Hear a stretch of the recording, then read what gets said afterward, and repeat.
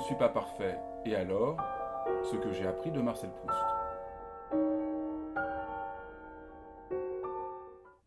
Dans un temps de confinement, mais plus largement dans des temps où on est confronté à soi-même, et le fait d'être enfermé nous expose peut-être de manière plus directe, comme avec un gros plan sur notre propre esprit, on voit, en tout cas je ne sais pas comment c'est pour vous, mais moi je me rends compte que de moments de peur archaïque, de mesquinerie, de pensées de mesquinerie qui me surprennent, et d'autres moments d'élan de grande générosité.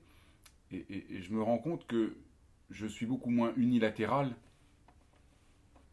même si c'est une expérience qu'on fait souvent, mais disons je suis particulièrement confronté au fait que je ne suis pas unilatéral. Unilatéral, c'est que on serait tout d'un bloc, que tout serait simple.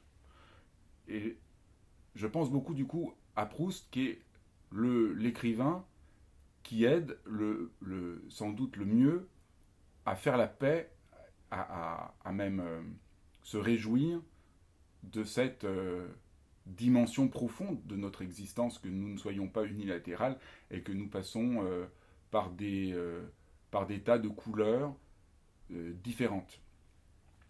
Proust n'est pas seulement un grand écrivain, c'est un philosophe. On le sait aujourd'hui que Proust a très profondément étudié la philosophie et qu'il a longtemps hésité à comment son livre serait, si ce serait un essai ou un roman, et il invente au fond une nouvelle forme. Peut-être que la forme qu'il invente est encore au devant de nous, c'est une forme qui articule la vie, la pensée d'une manière extraordinairement vivante. Il y a une phrase toute simple dans La recherche du temps perdu. Mais puisque j'ai tellement anticipé, je ne veux cependant pas laisser le lecteur sous l'impression d'une méchanceté absolue qu'aurait eu Morel. Il était plutôt plein de contradictions, capable, à certains jours, d'une gentillesse véritable. Je ne vais pas vous parler ici du personnage de Morel, mais c'est juste passionnant comment tout ce qu'écrit Proust vise à nous empêcher de figer quelqu'un dans une détermination.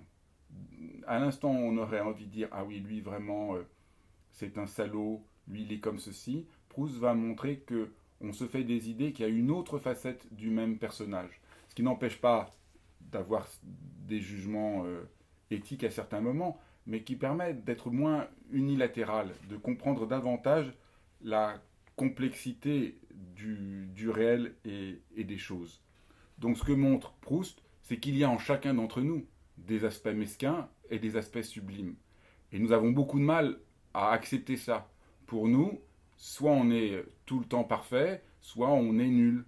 Et souvent, quand on fait un truc un peu con, on s'en veut, on se juge, on se critique.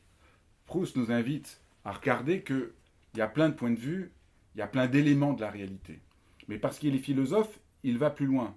Il montre que la difficulté d'accepter que nous ne soyons pas parfaits, la difficulté d'accepter les moments un peu moins grandioses de notre être, de notre comportement, vient du fait qu'il y a ce qu'on appelle en philosophie une finitude.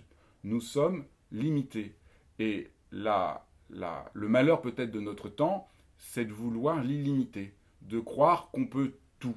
Ce que les anciens Grecs appelaient l'hybris, qui était pour eux la faute majeure. L'hybris, c'est la démesure, vouloir tout contrôler, vouloir se construire soi-même comme on voudrait. Proust nous apprend quelque chose de complètement différent, d'apprendre à apprécier l'ampleur de notre existence dans tous ces aspects les plus divers. Mais ce qui me passionne le plus dans cette attitude, c'est que du coup, il a la plus grande tendresse. Et ça, c'est peut-être l'événement qu'ouvre Proust dans la pensée, c'est que reconnaître qu'on n'est pas parfait, loin de nous crisper, nous donne une tendresse formidable. On ne peut être tendre que quand on accepte que rien ni personne n'est parfait, qu'on accepte la finitude, qu'on accepte la différence de point de vue. Alors, tout devient plus chaleureux et tendre. Et les personnages chez Proust peuvent faire des choses qui nous semblent choquantes. Il va toujours réussir à garder cette tendresse qui est au fond une des plus belles manières d'avoir rapport à un autre être humain. Voilà, c'était Philosopher au temps du confinement, et je vous dis à demain.